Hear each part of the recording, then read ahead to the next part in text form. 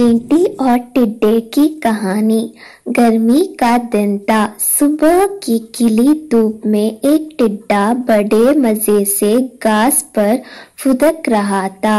वहाँ बड़ा खुश था और उस खुशी में गा रहा था, नाच रहा था और जिंदगी के मजे ले रहा था।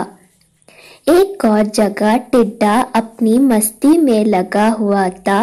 वहीं दूसरी ओर एक चींटी अनाज के एक दाने को पीठ पर तोड़कर अपने बिल में ले जा रही थी।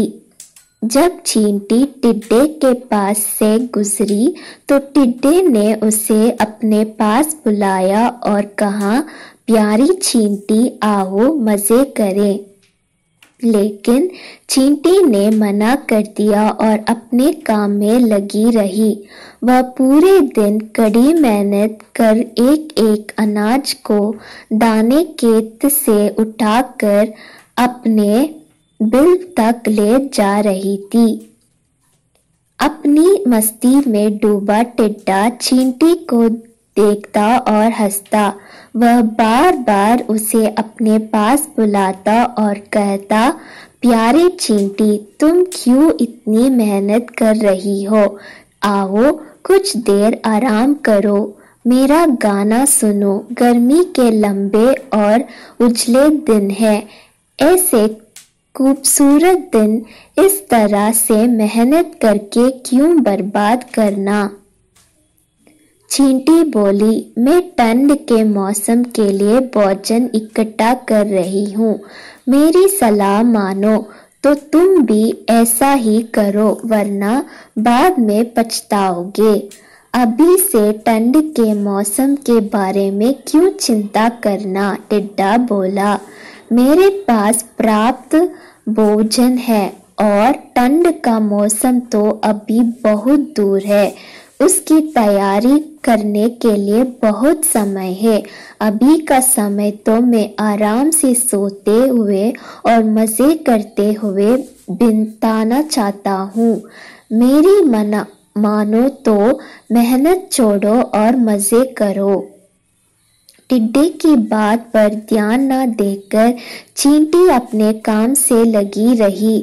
पूरी गर्मी मेहनत कर उसने अपने बिल में ढेर सारा अनाज इकट्ठा कर लिया, जो ठंड के दिनों में उसे काम आने वाला था।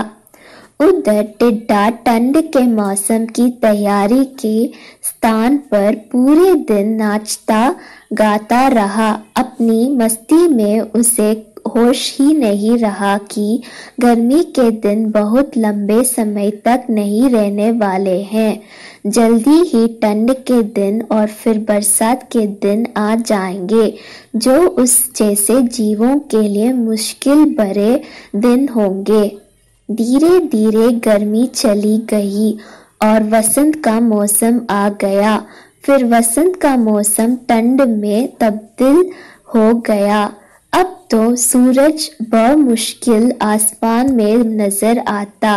दिन छोटा हो गया और रात लंबी हो गई थी।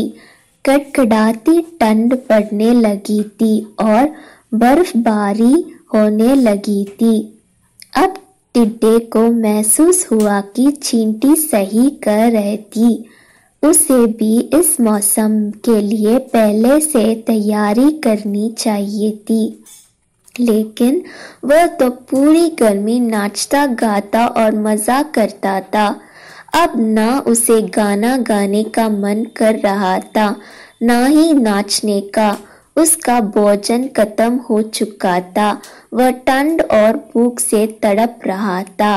उसने सोच नहीं था कि ठंड इतनी बुरी भी हो सकती है। उसके पास भोजन नहीं था, बर्फ से बचने का इंतजाम नहीं था। उसे लगने लगा कि जिस गर्मी के मौसम में उसने इतने मजे किए हैं, शायद अब अगली बार उस मौसम को देखने के लिए वह जिंदा ही ना बचे। एक दिन भूखे से तड़पते हुए बर्फीले मौसम में उसकी नजर चींटी पर पड़ी, जो अपने बिल में मजे से आराम कर रही थी। उसके पास पर्याप्त भोजन था और ठंड से बचने के लिए असर। टिड्डे पछताने लगा और रोने लगा। उसे समय बर्बाद करने का फल मिल चुका था। सीख: समय का सदुपयोग करें, अन्यथा समय हाथ से निकल जाने पर पछतावे के सिवाय कुछ हाथ नहीं आता। थैंक यू बच्चों, ऐसे ही मजेदार कहानियां सुनने के लिए सब्सक्राइब करिए हमारे चैनल जंगरिला को।